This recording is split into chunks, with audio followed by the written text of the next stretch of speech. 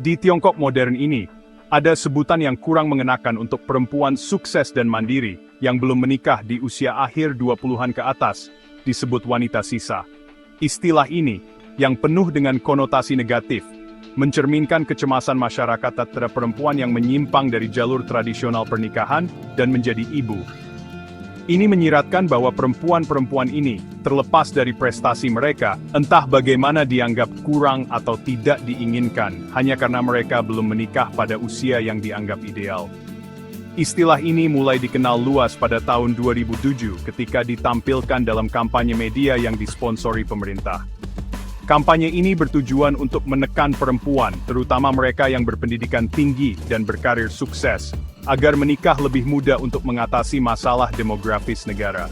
Sebutan wanita sisa dengan cepat menyebar di masyarakat Tiongkok, menjadi sumber kecemasan dan tekanan bagi perempuan lajang yang berada dalam budaya yang sering menyamakan pernikahan dengan penerimaan dan kesuksesan sosial.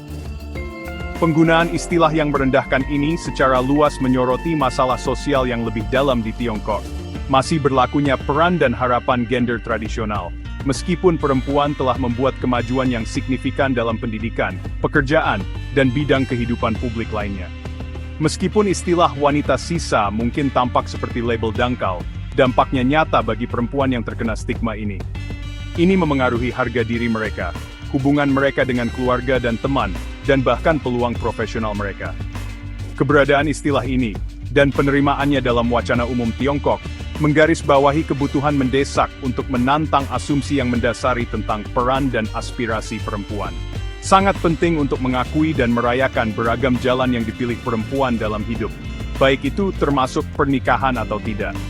Mengejar pemenuhan dan kebahagiaan pribadi tidak boleh ditentukan oleh tekanan masyarakat atau norma-norma yang ketinggalan zaman. Dan perempuan harus diberdayakan untuk mendefinisikan kesuksesan dengan cara mereka sendiri. Untuk memahami asal-usul stigma wanita sisa, kita harus mempelajari nilai-nilai budaya yang mengakar kuat yang terus membentuk masyarakat Tiongkok. Konfusianisme, sebuah sistem filosofis yang telah memengaruhi Tiongkok selama berabad-abad, sangat menekankan keharmonisan keluarga dan bakti kepada orang tua.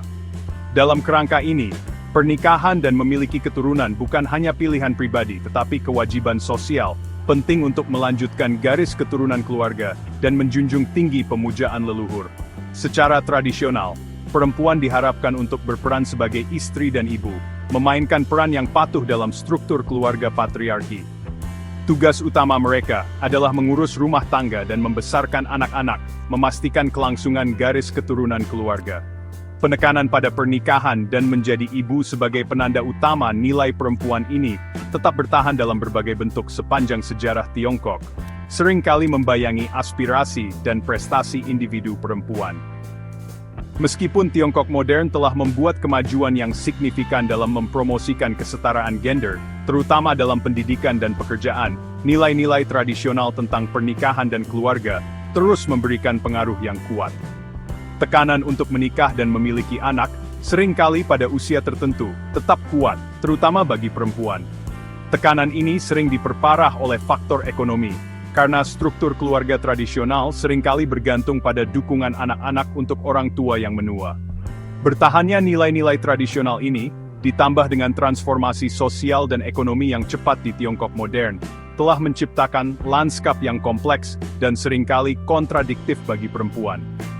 Sementara mereka didorong untuk mengejar pendidikan dan kesuksesan profesional, mereka secara bersamaan diingatkan bahwa nilai utama mereka terletak pada pemenuhan tugas keluarga mereka.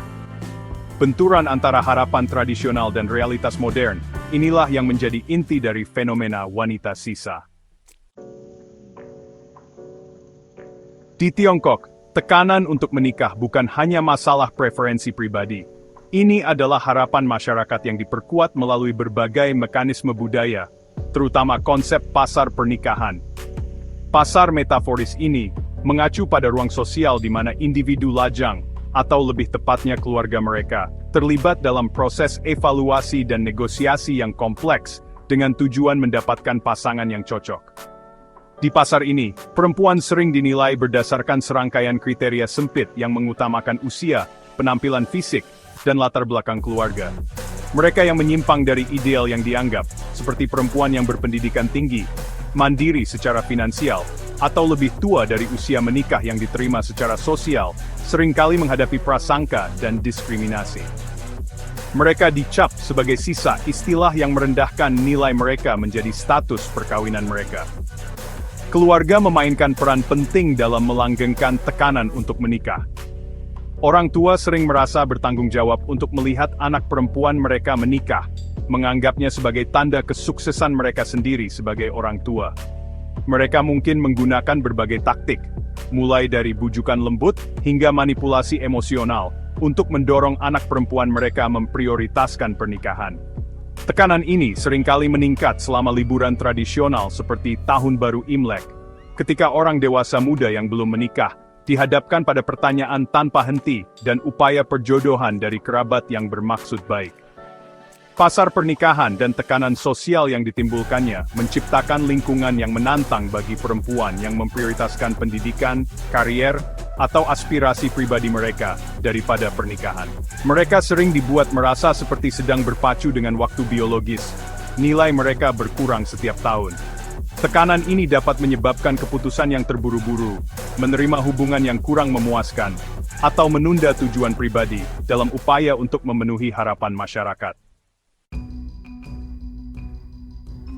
Stigma seputar wanita sisa melampaui ranah hubungan pribadi dan sangat berdampak pada kehidupan profesional perempuan. Terlepas dari kemajuan signifikan dalam kesetaraan gender dalam pendidikan dan pekerjaan, wanita lajang di Tiongkok sering menghadapi diskriminasi di tempat kerja. Aspirasi karier mereka terhambat oleh asumsi berprasangka tentang prioritas dan komitmen mereka. Pengusaha, yang dipengaruhi oleh peran gender tradisional, sering berasumsi bahwa wanita lajang, terutama mereka yang berusia akhir 20-an dan 30-an, terutama berfokus pada pernikahan dan menjadi ibu. Bias ini dapat terwujud dalam berbagai cara, mulai dari mikroagresi halus hingga diskriminasi terbuka. Wanita lajang mungkin diabaikan untuk promosi, ditolak kesempatan untuk pengembangan profesional, atau dikenai pertanyaan mengganggu tentang kehidupan pribadi mereka selama wawancara kerja. Asumsi bahwa wanita lajang akan segera hamil dan membutuhkan cuti hamil dapat menyebabkan bias perekrutan, dengan pengusaha lebih menyukai wanita yang sudah menikah, atau pria yang dianggap lebih stabil dan berkomitmen pada karier mereka.